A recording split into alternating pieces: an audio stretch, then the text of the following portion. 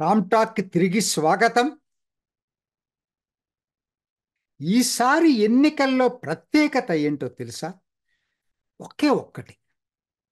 ఫలితం ముందే డిసైడ్ అయిపోయిన తర్వాత ఎన్నికలు జరుగుతున్నాయి. ఎవరినైనా అడగండి, 99% కాంగ్రెస్ వాళ్ళని అడిగినా చెప్తారు ఈసారి మోడీ మూడోసారి వస్తున్నాడని. కాంగ్రెస్ వాళ్ళని అడిగినా చెప్తారు. ఎందుకంటే అంతగా డిసైడ్ అయిపోయిన ఎన్నికలు ఇవి. నాకు తెలిసి ఎప్పుడు లేదు ఇట్లా. మేబీ 55లోనో 51లోనో, 51 ఫస్ట్ ఎన్నికలు కాబట్టి ఆ తర్వాత ఎన్నికలు నెహ్రూ టైంలో ఫలితం డిసైడ్ అయిన ఎన్నికలు అనుకోవచ్చు. ఎందుకంటే అప్పటికి ఆల్టర్నేటివ్గా అధికారంలోకి వచ్చేటువంటి ఆశ ప్రతిపక్షాలకు పోయింది రెండో ఎన్నికలకి. అది తప్పితే రెండోసారి ఎప్పుడంటే ఎప్పుడైతే ఇందిరాగాంధీ చనిపోయిన తర్వాత ఎన్నికలు జరిగినాయి చూసారా, ఆ ఎన్నికల్లో కూడా ఫలితం డిసైడ్ అయిపోయింది. ఎవరికైనా అప్పుడు ఓవర్వెల్లింగ్గా రాజీవ్ గాంధీకి అధికారం ఇచ్చారు, అప్పచెప్పారు. సో ఇది తప్పితే ఎప్పుడు కూడా ఈ పద్ధతుల్లో ఎన్నికలు జరిగినటువంటి పరిస్థితి లేదు. అనేక కారణాలు గనక మనం విశ్లేషించుకునేటట్టయితే ఎన్నో. అన్నిటికన్నా ముఖ్యమైన కారణం ఒకే ఒక్కటేనండి: మోడీ నాయకత్వం. జనాలకి నచ్చొచ్చు మోడీ, కొంతమందికి నచ్చకపోవచ్చు. కానీ జనం మాత్రం ఈసారి ఇంత సానుకూలత మోడీ మీద ఏ నాయకుడు కూడా, ఏ ప్రధానమంత్రికి ఇంతవరకు వ్యక్తపరచలేదు. అది ఇట్లా పాజిటివ్ ఓటింగ్. ఈసారి పాజిటివ్ ఓటింగ్ అందామా, లేకపోతే ప్రతిపక్షాల మీద విరక్తి, కోపం, అసలు వీళ్ళేంటి వేస్ట్, బాధ్యత రాహిత్య ప్రతిపక్షం అని చెప్పి వాళ్ళ మీద వ్యతిరేకత అందామా? రెండోది కూడా బాగానే ఉంది కాయినింగ్ చేయటానికి. ఎందుకంటే కాంగ్రెస్ మీద వ్యతిరేకత కూడా ఇది కారణం అయి ఉండొచ్చు. ఏది ఏమైనా సరే ఇంతగా ఈసారి మోడీ కల్ట్ లాగా మొత్తం జనం అంతా కూడా మోడీ మోడీ అని కలవరిస్తూ ఉంటే, ఒక 2-3 రోజుల క్రితం అనుకుంటాను, ఇండియా టుడే కాంక్లేవ్ జరిపారు. అఫ్ కోర్స్ మోడీ కూడా అటెండ్ అయ్యాడు దానికి, అది వేరే విషయం. చివరగా వాళ్ళు వచ్చే 5 సంవత్సరాలు ఎలా ఉండబోతుందని చెప్పి రాహుల్ కన్వాల్ ఒక మోడరేషన్ తోటి జరిపాడు. దారుణం అండి అది. మోడీ వ్యతిరేక ప్లాట్ఫామ్ లాగా ఉపయోగపడింది అది. ఎందుకు ఆ ఇండియా టుడేలో యాంకర్స్ అట్లనే ఉన్నారు, పిలిచే వాళ్ళు కూడా ఆ యాంటీ మోడీ వాళ్ళనే ఎక్కువ మందిని పిలుస్తూ ఉంటారు దానికి. ఉదాహరణకి రాజీవ్ సర్దేశాయ్, వాళ్ళ దీని సంబంధం ఆయనే ఫస్ట్ దాన్ని మొదలుపెట్టింది అసలు టాపిక్. ఆయన ఎంత దారుణం అంటే, మోడీకి జనం నీరాజనం పడుతుంటే దానికి ఎవరేం చేస్తారు, అది భరించలేక ఇది క్వాసీ అటోక్రసీ కింద వర్ణించాడు. వచ్చే 5 సంవత్సరాలు ఎలా ఉండబోతుందంటే క్వాసీ అటోక్రసీ అంటే నియంతకి దగ్గరలో చెప్పాడు. అది కూడా చెప్తున్నాడు, పుతిన్ అంత నియంత కాదు. ఏంటండి ఆ భాష ఏంటి, ఆ పదాలేంటి, వాడే పదాలేంటి? క్వాసీ అటోక్రసీకి ఆయన చెప్పిన ఏమేంటి కారణాలు తెలుసండి? One poll one nation. నాకు ఒక్కటి చెప్పండి, అమెరికాలో, నేను ఇప్పుడు ఇక్కడ అమెరికా నుంచి చేస్తున్నాను, అమెరికాలో ఎలా ఉంటుందండి ఎన్నికలు? అధ్యక్ష ఎన్నిక 4 సంవత్సరాలకు ఒక్కసారి జరుగుతుంది. ఎటువంటి పరిస్థితుల్లో మధ్యలో మిడ్ టర్మ్ జరగదు. కాంగ్రెస్కి 2 సంవత్సరాలకు ఒకసారి ఎన్నిక జరుగుతుంది. మధ్యలో ఇంకా ఇదే ఉండదు. కాంగ్రెస్కి మధ్యంతర ఎన్నికలు ఉండవు. ఖచ్చితంగా 2 years అంటే 2 yearsకే జరుగుతాయి. అది అంటే ఇంతకన్నా మనది ఇది నియంతృత్వం అంటావా అమెరికాలో జరిగే ఎన్నికల్ని? ఇండోనేషియాలో మొత్తం కలిపి ఒకేసారి ఎన్నికలు జరుగుతాయి, పార్లమెంట్కి, అసెంబ్లీలకి, అన్నిటికి కూడా. అసలు ఏంటిది? ఎన్నిక జరగకపోతే నియంతృత్వం అనండి. వన్ పోల్ వన్ నేషన్ ఎక్కడా కూడా ఎన్నికల్ని కించపరట్ల, ఎన్నికల్ని ఇప్పుడు ఉదాహరణకు వాళ్ళు ఏం చెప్పారు, ఒకవేళ మధ్యలో ఎవరిదన్నా ఓటమి చెందుతున్నారు తప్పులేదు, ఎన్నిక పెట్టండి మళ్ళా, అది చెప్తున్నారు. ఏదన్నా అసెంబ్లీకి మధ్యలో ఒక గవర్నమెంట్ పడిపోయి వాళ్ళకి ఆల్టర్నేటివ్ గవర్నమెంట్ ఫామ్ చేయలేకపోయింది ఏదైనా స్టేట్లో, ఎలక్షన్ పెట్టండి. కాకపోతే ఆ మిగతా రిమైండర్ ఆఫ్ ది టర్మ్కి పెట్టండి, మొత్తానికి కాదు. One nation one poll suggest చేసింది అది. అంతేగాని ఎన్నికలు తీసేయటమో లేకపోతే రాజ్యాంగాన్ని తూట్లు పోడసమో ఎక్కడా చేయలేదు. ఒక ఫిక్స్డ్ టర్మ్ ఉండటం అనేది ప్రజాస్వామ్య దేశాల్లో కొత్త ఏం కాదు. కొన్ని దేశాలు లేకపోవచ్చు. నీకు ఇంగ్లాండ్నే అనుకరించాలంటే ఎట్లా? ప్రజాస్వామ్య దేశాలు అమెరికా కన్నా ఆ, ముందు వచ్చింది కాదు కదా. ఇక్కడ అమెరికా మరి ఇంత గొప్ప ప్రజాస్వామ్య దేశం అంటారు, అక్కడ కూడా ఫిక్స్డ్ టర్మే ఉంటుంది. ఇండోనేషియాలో one of the largest nations, అక్కడ ఫిక్స్డ్ టర్మే ఉంటుంది. సో కాబట్టి ఇవన్నీ దాన్ని అడ్డం పెట్టుకుని క్వాషీ అటోక్రసీ, తర్వాత స్టేట్ సెంటర్, నార్త్ సౌత్, ఏంటో చెప్పే మాటలేంటి అసలు? ఇంకోటి ఏంటి చెప్పుకొస్తారు, ముస్లిమ్స్కి ప్రాతినిధ్యం తగ్గుతుంది. తగ్గటానికి పెరగటానికి ఎవరన్నా నిషేధిస్తున్నారా? నాకు కావాల్సింది ఏంటంటే, ఎవరు ఏ పార్టీ నిషేధించట్లేదు. వాళ్ళే బీజేపీలో చేరేసి బీజేపీ నుంచి కంటెస్ట్ చేయొచ్చుగా. కాదు. మరి బీజేపీ నుంచి కంటెస్ట్ చేయరు. అవతల వాడు ప్రతిపక్షాల నుంచి పోటీ చేస్తే వాళ్ళు ఎన్నిక కాకపోతే దానికి కూడా మోడీనే బాధ్యుడా? దానికి కూడా ఆయన క్వాసీ అటోక్రసీయా మన వ్యవస్థ? మోడీ దాన్ని తీసుకెళ్ళాడా? అసలు ఏమిటో నాకు అర్థం కావట్లేదు అసలు. ఇది ఇది ఇంత దారుణం. ఇంకొక ఆయన వస్తాడు, అశుతోష్, కొన్నాళ్ళు ఆ, ఏ ఆప్లో కూడా ఉన్నాడు. ఆ టీవీల్లో ఎందుకు పిలుస్తారో ఇటువంటి వాళ్ళందరూ నాకు తెలియదు. అతనేంటి ఎక్కడో అంత్యోదయ దీన్ దయాళ్ ఉపాధ్యాయ చదివేసి అసలు ఆర్ఎస్ఎస్ ఐడియాలజీ అంత దారుణమైన ఐడియాలజీ లేదంటాడు. అంటే నేను అనేది ఏంటంటే, నువ్వు మాట్లాడే దాంట్లో ఎక్కడ టాపిక్ ఏంటి, ఆర్ఎస్ఎస్ మీదకి ఎందుకు వెళ్ళావు?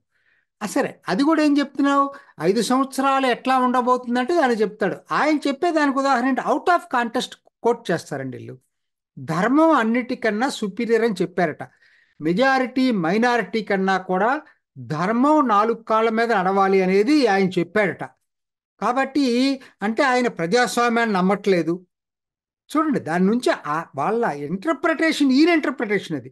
ప్రజాస్వామ్యం నమ్మట్లేదు, మెజారిటీ నమ్మట్లేదు. నేను ఒక్కటే సూటిగా ఒకటే ప్రశ్న అడుగుతున్నా. ఇవాళ న్యాయ వ్యవస్థ అనే దాన్ని ప్రజాస్వామ్య వ్యవస్థలో క్రియేట్ చేశారు. అది మెజారిటీని బట్టి పోదు, మెరిట్ని బట్టి పోతుంది. దీనికి ఆయన చెప్పినటువంటి ధర్మం సుపీరియారిటీకి తేడా ఏంటో చెప్పండి. ధర్మం అంటే మతం కాదు, దయచేసి దాన్ని మర్చిపోవద్దు. ధర్మం సుపీరియర్ అని చెప్పటం అంటే అర్థం ఏంటంటే, అంటే మీకు ఒక పద్ధతి ఏదైతే ఉందో ఆ పద్ధతిని కంటిన్యూ చేయటం అనేది చాలా ఇంపార్టెంట్. ఒక విలువలతో కూడినటువంటి సామాజిక విలువలు, ఇటువంటి వాటిని లైఫ్, వే ఆఫ్ లైఫ్ ఏదైతే ఉందో దాన్ని, అది సుపీరియర్ అని చెప్పడంలో తప్పెట్లవుతుందండి? మన ఈస్టర్న్ వాల్యూస్, ఓరియంటల్ వాల్యూస్ ఏదైతే ఉన్నాయో వాటిని కాపాడుకుందాం అని చెప్తున్నారు. ఇవాళ న్యాయ వ్యవస్థ ఏంటి మరి? మెజారిటీని బట్టి పోదుగా. పార్లమెంట్లో చేసిన చట్టాలను కొట్టేస్తుంది అది. అంటే ప్రజాస్వామ్యం ఖూనీ అయిపోయిందని చెప్పుకుందామా? వాళ్ళే ఎన్నికైన వాళ్ళు కాదు కదా. సో కాబట్టి ఇంటర్ప్రిటేషన్స్, వీళ్ళకి తగ్గ ఇంటర్ప్రిటేషన్స్ చేసుకొని మొత్తం మీద ఏం చెప్తున్నారంటే, చివరికి మోడీ మళ్ళోసారి ఎన్నికయ్యేటట్టు అయితే వచ్చే 5 సంవత్సరాలు చాలా ప్రజాస్వామ్యం ప్రమాదంలో పడిపోతుంది. అల్టిమేట్ సారాంశం ఏంటండి వీళ్ళు చెప్పింది? అరే మోడీకి, నీకు ప్రతిపక్షాలు సామర్థ్యం లేదు, వాళ్ళ వైఫల్యం మోడీ సామర్థ్యత వలన మళ్ళా 5 సంవత్సరాలు మోడీ ఎన్నికైతే దాన్ని ఆ పద్ధతుల్లో విశ్లేషించుకోవాల్సింది పోయి, ఆయనది భరించలేక మోడీ ఎన్నిక కావటం అనేది అసలు ఇది ప్రజాస్వామ్యం ప్రమాదంలో పడిపోతుంది, క్వాసీ అటోక్రసీకి మారిపోయిందని చెప్పటం అనేది ఇంత దారుణంగా అసలు టీవీ ఛానల్ ఈ పద్ధతిలో చేయటం అనేది మన న్యూట్రల్ అని చెప్పుకుంటుంది ఆ ఛానల్. ఏంటో ఆ రాజ్దీప్ సర్దేశాయ్ కానీ, అందరు పిలిచిన వాళ్ళందరూ అటువంటి వాళ్ళే. అశుతోష్ కానీ, ఇంకా కొంతమంది, పవన్ వర్మ కూడా అదే చెప్తాడు, ఇంకా అందరూ. అంటే ఇటువంటి నువ్వు సెలెక్ట్ చేసుకున్నటువంటి వాళ్ళని ఆధారపడి ఉంటుంది. నువ్వు అందరినీ మరి అటువంటి వాళ్ళనే పిలిచినప్పుడు అటువంటి వాళ్ళ ఆలోచనలు అట్లానే ఉంటాయి. అదే దేశానికి కమ్యూనికేట్ చేయాలంటే ప్రయత్నం చేస్తారు. దీన్నే మోడీ లుథియన్స్ లాబీ అనేది. ఇదే లుథియన్స్ లాబీ అంటే. మెజారిటీ లేనిది ప్రజాస్వామ్యం ప్రమాదంలో పడుతుంది మోడీ వల్ల కాదు, ఇటువంటి కుహనా మేధావులు, కుహనా ఉదారవాదుల వల్లనే ప్రజాస్వామ్యం ప్రమాదంలో పడతా ఉంది. వీళ్ళ డిసైడ్ చేసే దేశ భవిష్యత్తుని నాకు అర్థం కాదు. అసలు ఏంటి అసలు అంటే సరే దాన్ని అంతటితో ఆపేద్దాం, ఎందుకంటే అది చాలా దారుణంగా ఉంది. అది నేను చూస్తే నా బ్లడ్ బాయిలే చేస్తా ఉన్నాను. సరే, రెండోది ఇంకొకటి వీళ్ళు తీసుకొస్తున్న ఏంటి, ప్రతిపక్షాల తీసుకొస్తున్నది ఏంటో చూద్దాం. ఏంటి వాళ్ళు చెప్పేది? ప్రతిపక్షాలు ఎందుకు బీజేపీ ఎక్కువ మందిని మళ్ళా మిత్రుల కోసం వెంపర్లాడుతుంది? ఇవాళ తమిళనాడులో పిఎంకేని చేర్చుకుంది, రాజ్ థాకరేని చేర్చుకుంటుంది. తర్వాత చాలా ఇట్లా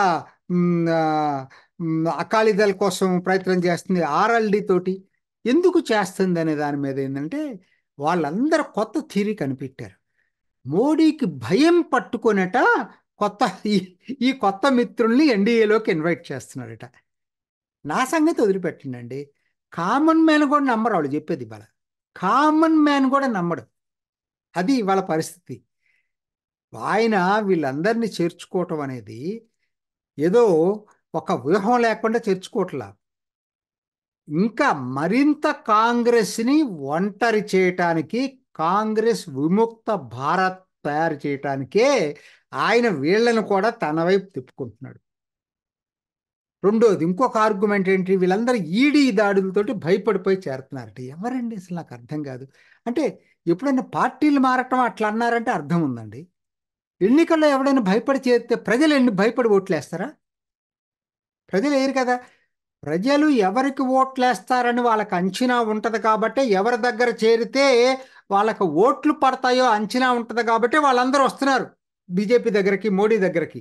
అంతేగాని భయపడి రావట్లా. భయపడితే ఓట్లు పడవు కదా, ప్రజలు ఓట్లేరు కదా. జనానికి భయం ఏముంది? సో కాబట్టి ఈ ఆర్గ్యుమెంట్స్కి అసలు అర్థం లేదు. ఉదాహరణ చూద్దామండి. వాళ్ళ రాజ్ ఠాకరే మొన్నటిదాకా ఆయన అదేం కాదు, కొత్తగా చేర్చుకోవటం అనేది వాళ్ళకేంటంటే ఉన్న ఉన్న పర్సంటేజ్ ఆఫ్ ఓట్స్కి ఇంకొంచెం యాడ్ చేసుకోవడానికి ప్రయత్నం చేస్తుంది బీజేపీ. చెప్పాను కదా, దానికి కారణం ఏంటంటే వైడర్ ఫ్రంట్ తీసుకొస్తున్నారు నిజంగా.